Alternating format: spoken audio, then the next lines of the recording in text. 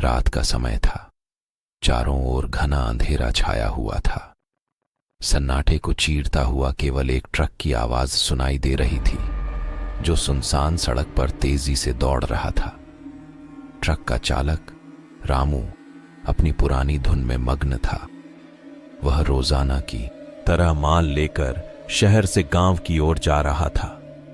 रामू को हमेशा इस रास्ते से डर लगता था, क्योंकि यहां आए दिन अजीब घटनाएं घटती थीं।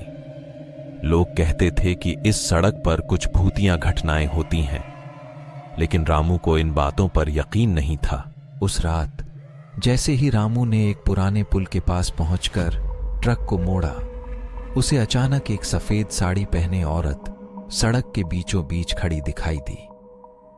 रामू ने तेजी से ब्रेक लगाया, लेकिन ट्रक समय पर नहीं रुका और महिला से टकरा गया। रामू का दिल तेजी से धड़कने लगा।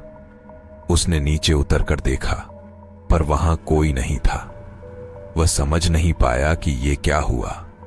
तभी उसे पीछे से किसी के हंसने की आवाज सुनाई दी। उसने मुड़कर देखा तो वही औरत जो सफेद साड़ी में थी, उसके सामने खड़ी थी।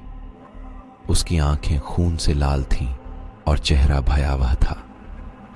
रामू डर के मारे कांपने लगा। औरत ने कहा, तुमने मुझे मार दिया था, अब तुम्हारी बारी है।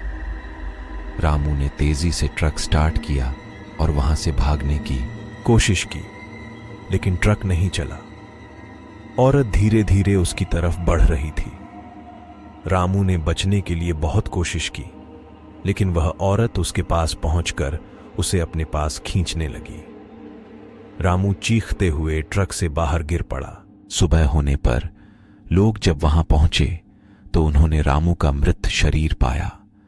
उसके चेहरे पर भयावह चीख का निशान था। लोग कहते हैं कि वह औरत एक पुरानी दुर्घटना में मारी गई थी और उसकी आत्मा अब भी उस सड़क पर भटक रही है। रामू के ट्रक को वहीं खड़ा पाया गया जहां वह रात रुका था, लेकिन रामू अब इस दुनिया में नहीं था।